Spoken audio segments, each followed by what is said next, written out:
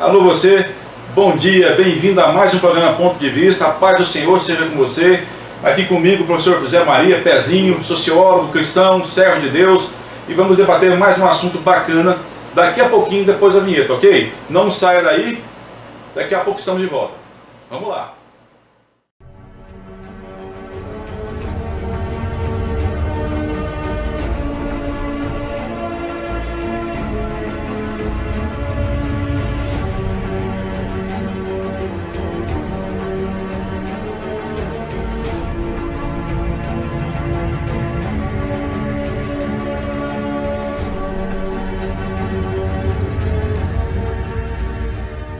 Estamos de volta com mais um Ponto de Vista.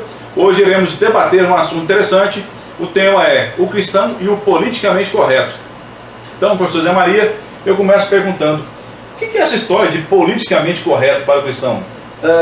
O termo, primeiramente, a paz do Senhor a todos, o termo politicamente correto é algo que foi criado no nosso mundo contemporâneo, né? Na política mais contemporânea, vamos colocar assim. Seria aquela pessoa preocupada com as causas sociais, com a democracia, com a liberdade de expressão, preocupado com uma série de movimentos sociais tidos assim como causas nobres, né, nos mais variados assuntos e áreas, que não viria ao caso agora, seria então politicamente correto. A questão é que o evoluir do pensamento humano, né, da humanidade, nos últimos 100 anos para cá, algumas causas, algumas posturas sociais nem sempre batem bem com o ensinamento do Evangelho. Nem sempre. Às vezes sim, às vezes não. A gente tem que entender que o que o mundo viveu nos últimos 200, 300 anos para cá, após o iluminismo, após o humanismo, após as revoluções burguesas, né, após essa onda da democracia, é muito parecido com o que estava acontecendo no mundo antigo, quando Jesus nasceu há 2000 anos atrás. Ele pegou uma Israel que já estava muito impregnada da cultura grega, da cultura helênica, que a gente falou, helenismo. Porque o período intertestamentário, que é o que é intertestamentário? Entre o Velho e o Novo Testamento, entre o último livro da Bíblia, do Velho Testamento, e o primeiro livro do Novo Testamento, ali tem um espaço de pouco mais de 300 anos. E é justamente o período em que os gregos dominaram toda a região do mundo antigo ali, do helenismo, e eles levaram então algumas concepções que são base para a filosofia e o humanismo do mundo ocidental, que se chocavam em alguns pontos com a postura do povo judeu, né, com o que seria então a base bíblica que a gente conhece, que alimentaria a cultura hebraica. Se a gente entender que os gregos então desenvolveram a democracia, e a democracia foi rebuscada de 200 anos para cá.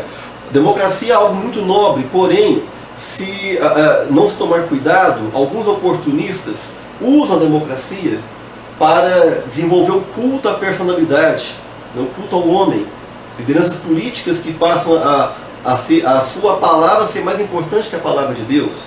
A liberdade de pensamento é muito boa, que os gregos desenvolveram, e se foi rebuscado nos últimos anos para cá, nos últimos 200 anos. A questão é que se eu tenho muita liberdade, eu posso extrapolar um pouco na libertinagem, até mesmo de contestar autoridades e não pagar impostos, por exemplo, enquanto que o próprio Cristo orientou a César o que é de César, a Deus o que é de Deus. Toda autoridade é mano do Pai, mano do alto. Quando eu coloco então que o humanismo dos gregos, e que nós vivemos hoje, trabalha muito o esforço do próprio homem, a valorização do esforço do homem, a meritocracia, muitas vezes colocando de que o esforço do homem é a causa de seu sucesso, se esquecendo da providência divina. E Jesus encontrou uma Israel assim, já impregnado com essas questões. A questão da estética dos gregos, a questão de julgar pela aparência, e a questão do hedonismo dos gregos. O hedonismo que seria o que então? Que foi rebuscado para a nossa sociedade hoje em dia.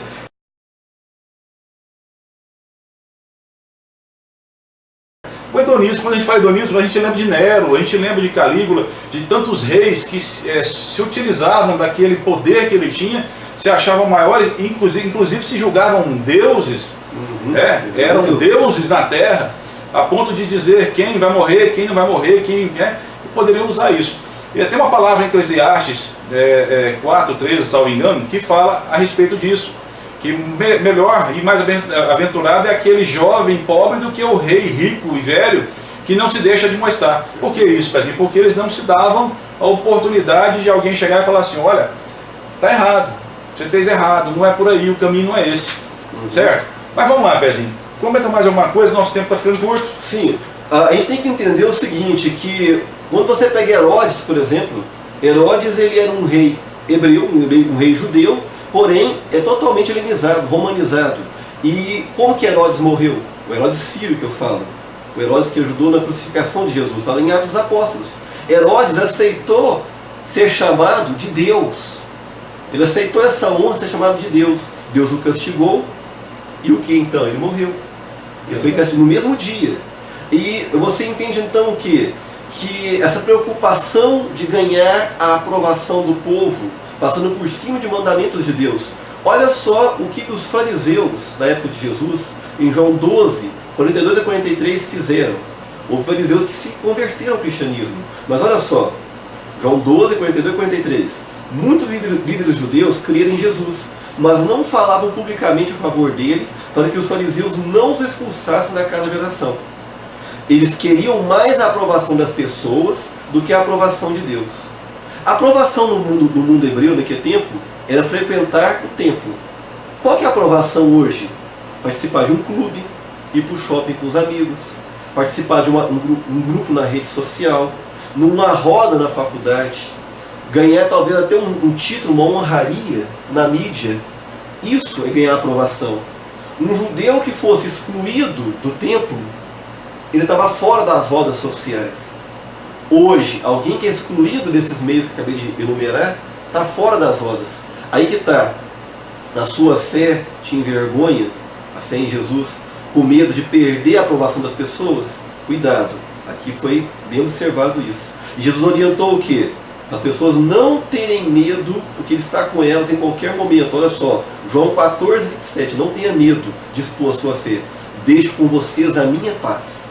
A minha paz lhes dou, não como o mundo costuma dar. Não se preocupem, nem tenham medo. Queridos, fica aí a lembrança de que a palavra nos ensina que devemos agradar a Deus muito mais do que aos homens, né? Então, eu não estou muito preocupado se o que eu faço é politicamente correto aos olhos do mundo. Eu estou preocupado se o que eu faço é politicamente correto aos olhos do Senhor. Há poucos dias eu ouvi um pastor, ele dizendo que nós devemos nos preocupar, não no testemunho que nós damos em público, mas no caráter, né? Trabalhar nosso caráter naquilo que fazemos no privado. Porque o caráter que você faz quando ninguém está vendo. E quando ninguém está vendo, é o que Deus sozinho está vendo. Tá certo? Então, fica aí nossa mensagem de hoje. Deus abençoe sua vida. Espero que você tenha compreendido a mensagem. Tá? Parece complexa, mas é muito simples. Siga a Deus, obedeça a Deus, agrade a Deus. Ok? Deus abençoe e até a semana que vem. Em nome de Jesus, permitindo o Senhor.